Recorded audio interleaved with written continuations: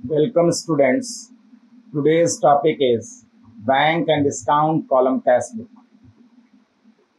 आज का हमारा टॉपिक है बैंक और डिस्काउंट कॉलम कैश बुक से संबंधित, जो कि टू कॉलम कैश बुक में आता है।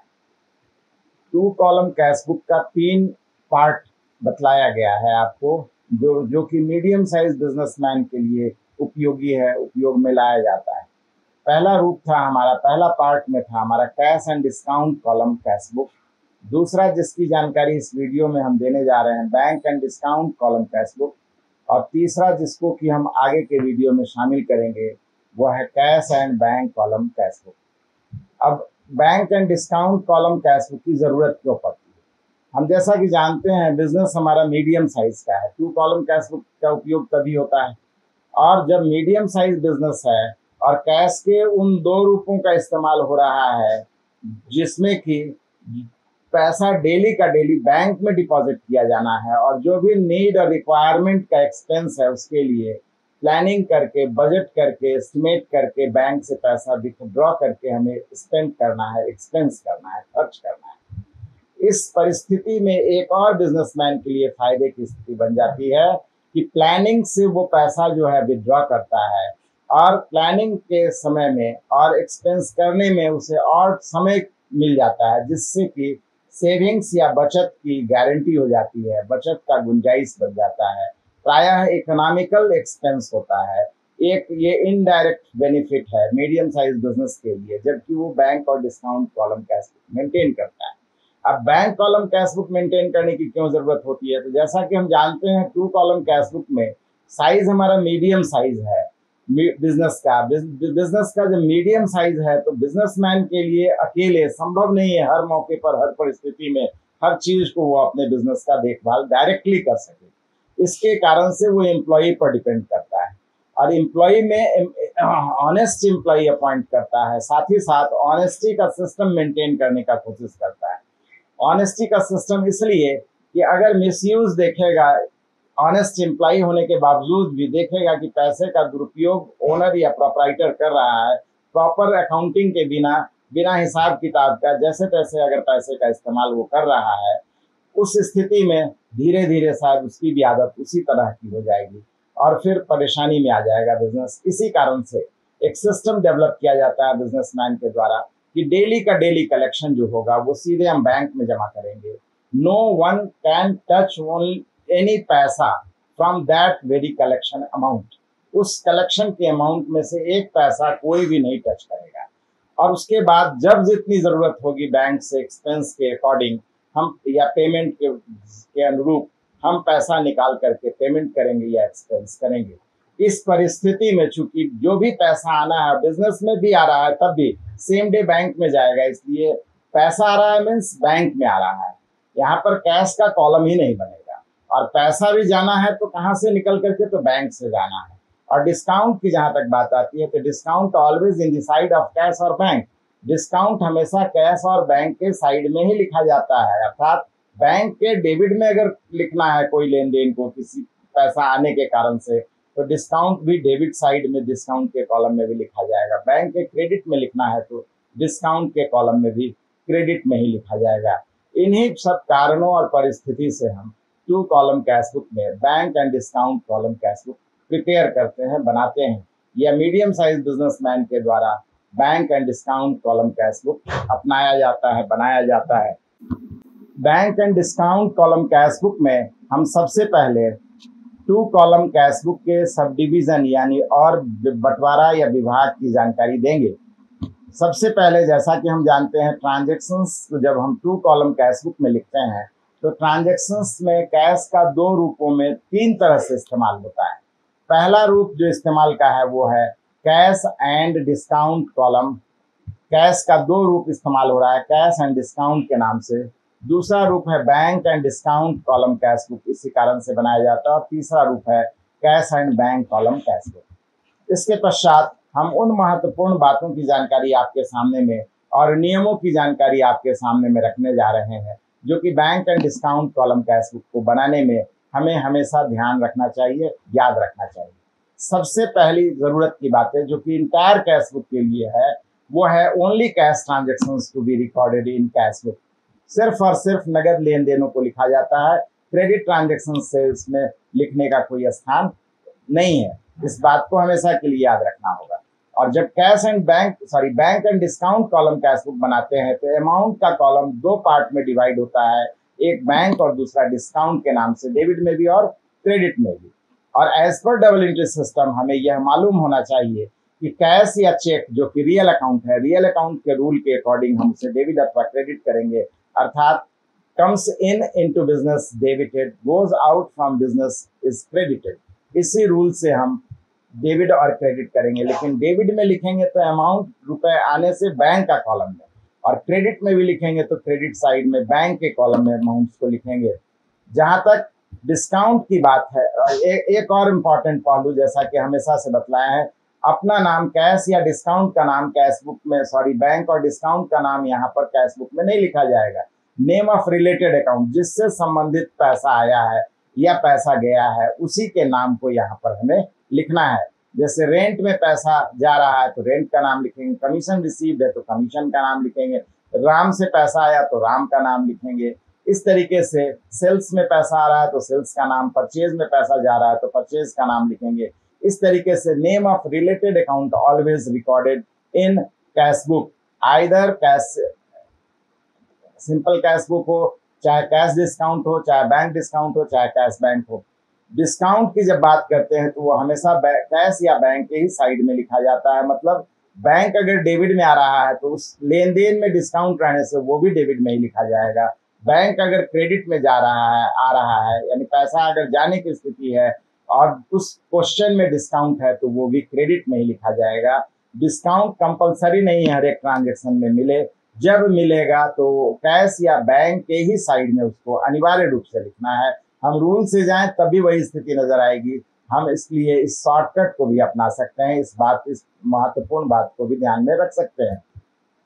और अंत में हम total of bank column debit amount का और total of credit column amount column bank का हम टोटलिंग रफ में करते हैं और उसके पश्चात हम डिफरेंस निकालते हैं। और जैसा कि हमको मालूम होना चाहिए, जब बैंक में पैसा जमा करना और निकालना है तो बैंक बिजनेसमैन को ये फैसिलिटी देती है कि आपके डिपॉजिट अमाउंट से भी ज्यादा आप निकाल सकते हैं, जिसको ओवरड्राफ्ट फैसिलिटी कहते हैं।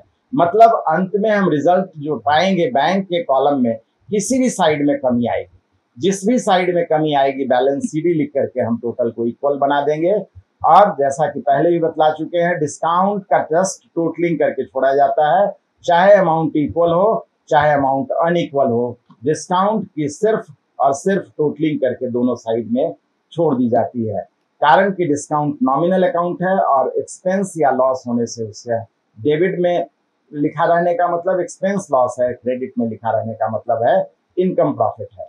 इसी बात को अब हम स्पेसिमेन या नमूना के तौर पर हम आपके सामने में एक्सप्लेन करने जा रहे हैं, बतलाने जा रहे हैं। उससे भी पहले जो सबसे जरूरी बात है, जैसा कि हम पहले भी बतला चुके हैं, स्टूडेंट्स को हमेशा हर एक क्वेश्चन को बनाने के क्रम में क्वेश्चन के हर एक पॉइंट में देखना चाहिए कि पैसा का क्या ट्रांजेक्शन हो रहा है, पैसे का ट्रांजेक्शन हो रहा है कि नहीं, सबसे पहले तो ये देखना है। और हो रहा है तो क्या हो रहा है।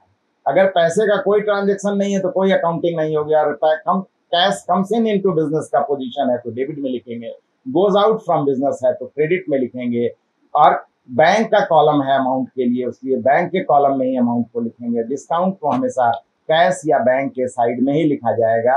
इस बात की जानकारी हम अभी रूल में भी बतलाए थे। स्पेसिमेन की बात करते हैं तो यहाँ पर पैसा आने और जाने दोनों की स्थिति, इसलिए 4 कॉलम डेबिट 4 कॉलम क्रेडिट में लिखा जाएगा।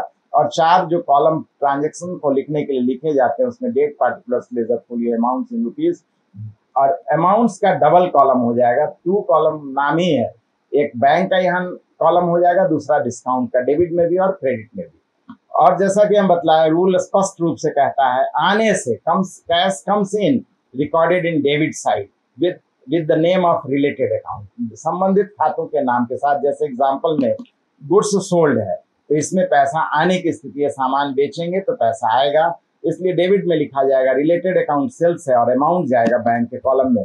दूसरा एग्जांपल है receive from x and discount allowed, इसमें भी पैसा आने की स्थिति है इसलिए एक्स के नाम से लिखेंगे।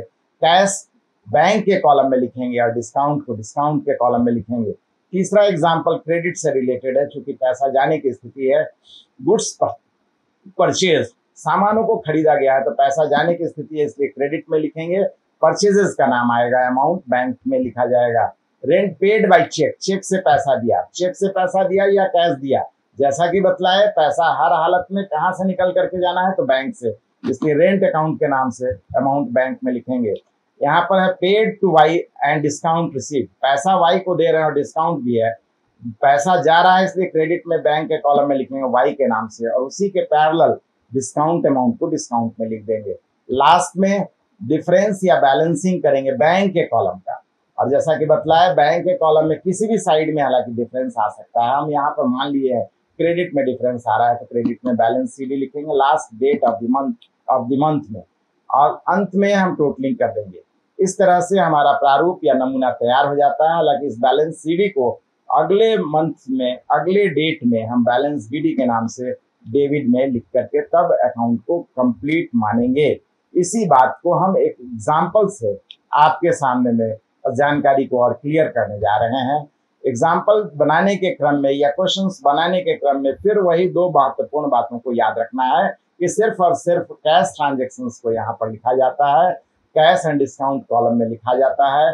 कैश का के लेन देनों के लिए बैंक का कॉलम है और डिस्काउंट के लिए डिस्काउंट का कॉलम है।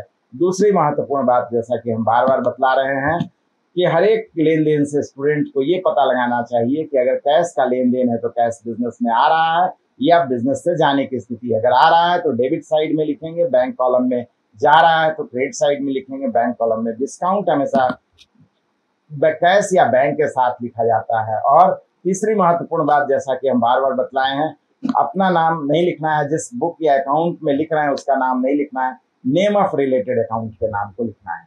जैसा क्वेश्चन है आपके सामने में, जनवरी 1 कैश बैलेंस या बैंक बैलेंस, यहाँ पर पैसा जो है हमारा बैंक में जमा है, जमा पोजीशन में पहले से है। उसके पश्चात है गुड्स परचेज्ड या bought goods for cash, goods sold for cash, cash deposited into bank, goods sold to Radha, यहाँ पर क्रेडिट ट्रांजेक्शन है इसकी भी अकाउंटिंग नहीं करेंगे। Cheque received from Radha and discount allowed. इसके बाद goods purchase from Ravi on credit. Next है कैश सेल्स, 17th को है goods return by Ravi, paid to Ravi in full settlement है। सोल्ड टू मोहन, मोहन को सामान बेचा, फिर वही बात हो गई, यहाँ पर भी सामान क्रेडिट में बेचा गया है, स्पष्ट रूप से नगद या कैश का जिक्र नहीं है। परचेज फर्नीचर है, वेज पेमेंट है, रिसीव्ड कमीशन है, received from Mohan in full satisfaction है, withdrew for personal use, paid for rent है। इस तरीके से इस लेन देनों को हम bank and discount column cash book में लिख करके बतलाने जा रहे हैं। प्रोफार्मा या कॉलम या हेडिंग सबसे पहले आ जाएगा हमारा bank and discount column cash book. उसमें कॉलम का हेडलाइंस 4 कॉलम डेबिट के लिए बनेगा, 4 क्रेडिट में, date particulars ledger folio amounts के नाम से। अमाउंट्स का 2 पार्ट बनेगा, डेबिट में भी बैंक डिस्काउंट क्रेडिट में भी।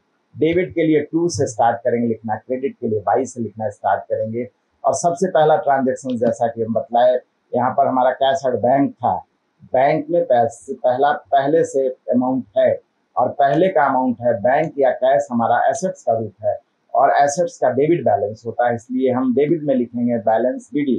कभी कभी क्वेश्चन में कैश एट बैंक या बैंक बैलेंस न लिख करके बैंक का क्रेडिट बैलेंस क्लियरली मेंशन रहता है या ओवरड्राफ्ट बैलेंस, तो उस कंडीशन में हम बैलेंस बीडी क्रेडिट साइड में लिखेंगे। लेकिन इस क्वेश्चन में कैश एट बैंक या बैंक बैलेंस है, इसलिए अमाउंट डेबिट में लिखा जाएगा।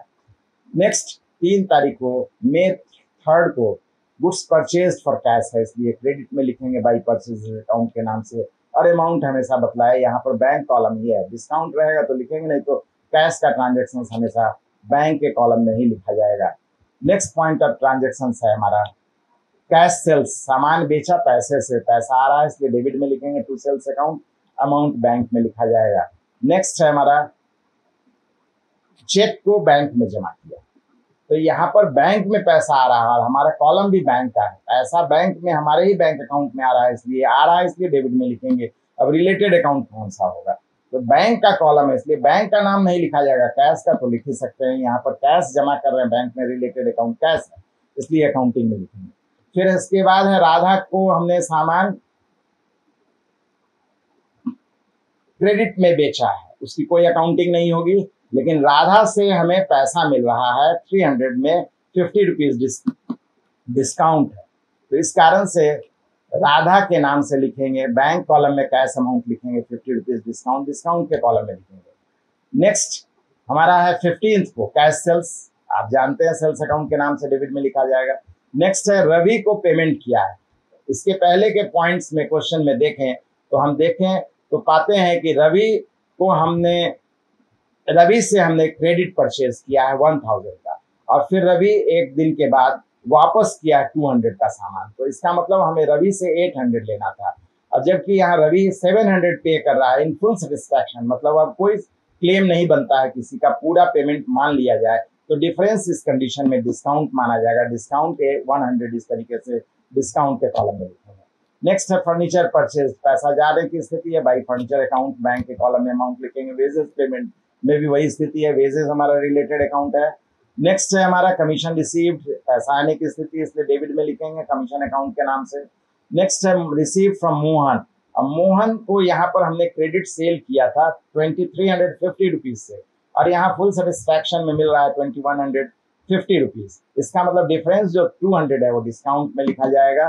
फुल सेटिस्फैक्शन या इन क्लोजिंग ऑफ अकाउंट रहता है, इसका मतलब अब कोई क्लेम बचा हुआ नहीं है, जो भी पेमेंट हो रहा है उतना ही को फाइनल पेमेंट मानना है, इसका मतलब है कि डिफरेंस अगर बचेगा तो उसे हम कैश डिस्काउंट के रूप में ट्रीट करेंगे, और अकाउंटिंग उसका हमेशा बैंक के साइड में ही लिखा जाएगा।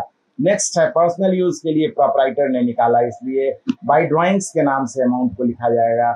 नेक्स्ट है लास्ट ट्रांजेक्शन का आइटम है हमारा रेंट पेमेंट किया, पैसा जा रहा है इसलिए क्रेडिट में रेंट के नाम से लिखेंगे। एट लास्ट अंत में हम अमाउंट की टोटलिंग रफ में करेंगे, और रफ में करने के बाद डिफरेंस निकालेंगे। जैसा कि हम पहले ही बतलाए थे, यहाँ पर बैंक में ओवरड्राफ्ट का भी पोजीशन हो सकता है, क्रेडिट बैलेंस भी हो सकता है, क्रेडिट भी ज्यादा हो सकता है, इस कारण से हम डिफरेंस को रफ में निकालेंगे और देखेंगे किस साइड में कमी है। अगर कमी क्रेडिट में है तो क्रेडिट में last date of the month के अंतिम तारीख को बैलेंस सीडी लिखेंगे, अदरवाइज अपोजिट साइड में यानी डेबिट में कमी है तो डेबिट में last date of the month में टू बैलेंस सीडी डेबिट में लिखेंगे डिफरेंस अमाउंट से। इस क्वेश्चन में क्रेडिट में डिफरेंस आ रहा है, इसलिए हम लिख रहे हैं 31 मई का लास्ट डेट 31 मई को बैलेंस सीडी के नाम से 8800 रुपीज का डिफरेंस है, और डिस्काउंट का टोटलिंग करके छोड़ देना है, तो डेबिट टोटल एक्सपेंसेस के रूप में ट्रीट करेंगे फर्दर आगे जब भी अकाउंटिंग प्रोसेस में हम बात करेंगे। क्रेडिट टोटल हमारा इनकम के रूप में इस्तेमाल में आएगा। और इसके बाद जैसा कि बतलाया था नेक्स्ट डेट अपोजिट साइड 31 मई के बाद अगला दिन आ जाता है 1 जून को। अब क्रेडिट में बैलेंस सीडी है इसलिए डेबिट में टू बैलेंस बीडी के नाम से उसी डिफरेंस अमाउंट को 8800 रुपीज को लिखेंगे। इस तरीके से हमारा पूरी जानकारी कंप्लीट हो जाती है। एग्जाम्पल विथ सॉल्यूशन और different rule and process and considerable points, हर एक की जानकारी विस्तार से हम आपको इस वीडियो के अंतर्गत दे दिए हैं।